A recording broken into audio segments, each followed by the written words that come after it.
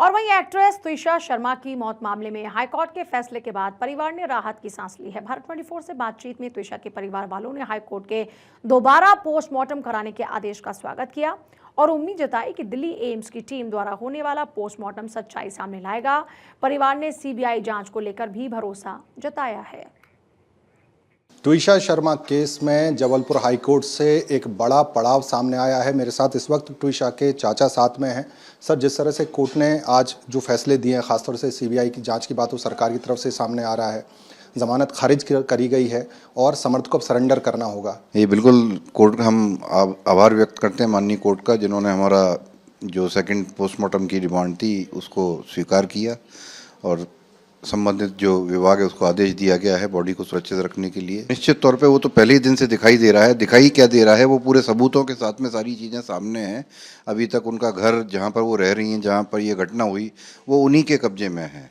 सारे सबूत 3-3, 4-4 दिन के बाद में जो पुलिस के पहले दिन से क्या उसी 1 घंटे के अंदर सारी चीज़ें जो जब्त होनी चाहिए थी। सीसीटीवी फुटेज किसने दिया हमारी तरफ से तो, क्योंकि वो हमारा तो घर नहीं था, उन्हीं का घर था, उन्हीं के घर का सीसीटीवी फुटेज है।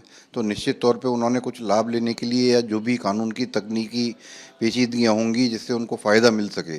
कोई भी कंडोलेंस के लिए कॉल किया नहीं जाता, आया जाता है सबसे पहले तो। और घटना के 2 घंटे बाद ही आपको कंडोलेंस आने लग गए, जो कि हम पूरे परिवार में भी इन्फॉर्मेशन नहीं गई थी कि ऐसा हो गया है हादसा। उनके बड़े बड़े नेताओं को पता चल गया, बड़े बड़े जज को पता चल गया कि ये हुआ है। तो सारी चीज़ें उनके खुद के सबूत खुद सामने आ रहे हैं, जो दिखाया जा रहा है कि वो क्रिमिनल्स हैं, उन्होंने क्या किया है। सैटरडे को मेरे को रात में मैंने बहुत टाइम से मैं कोशिश कर रही थी, वो मेरे से फ़ोन पे बात नहीं कर पा रही थी। वो हमेशा यही बोलती थी कि मैं कॉल करूँगी, अभी यहाँ पे ये लोग हैं, मतलब डरा सा माहौल उसके सामने लगता था कि डरी हुई है किन्हीं चीज़ों से। तो सैटरडे को मेरे को मैसेज आया उसका कि आई एम ट्रैप्ड एंड तू मत फंसना, कि मैं किसी चीज़ों में फंस गई हूँ, जिसका मतलब ये है कि मैं फंस गई हूँ, तू मत फंसना, और मैं I call you when the time is right. 3 दिन हमने लड़ाई करके हमारी एफआईआर रजिस्टर हुई है, वो भी रात में 2:30 बजे। 3 दिन हमें लग गए एक एफआईआर रजिस्टर कराने में, जहाँ पे क्राइम हुआ है, सिंपल मर्डर या कुछ भी अगर किसी के घर में हुए तो तुरंत हमारी एफआईआर पुलिस का काम है एफआईआर करना, जो कि नहीं हुई। पता नहीं क्या क्या अजीब से स्टेटमेंट पुलिस दे रही थी कि आज छुट्टी पर है, आज ये नहीं है, आज वो नहीं है। There is no doubt कि वो जिस तरह से उन्होंने she didn't had a time, a minute to call either the police, the ambulance or the family while we were traveling for 10 hours from Nasirabad to Bhopal with the news that our daughter is no more.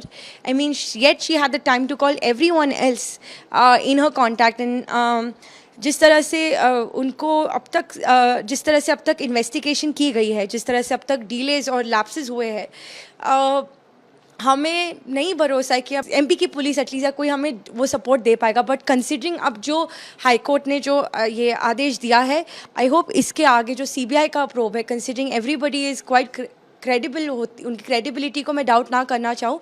और मैं बस request कर रही हूँ कि हमारी पूरी family request कर रही है कि जो है वो सच आए बाहर, and she actually her soul gets to rest in peace finally. साफ तौर पर कह रही हैं कि सेकंड पोस्टमार्टम रिपोर्ट जो है उससे बहुत कुछ रिवलेशंस होंगे, बड़े खुलासे होंगे और त्विशा को जस्टिस मिलेगा। कैमरा पर्सन आशु के साथ अखिलेश सोलंकी, भारत 24 भोपाल।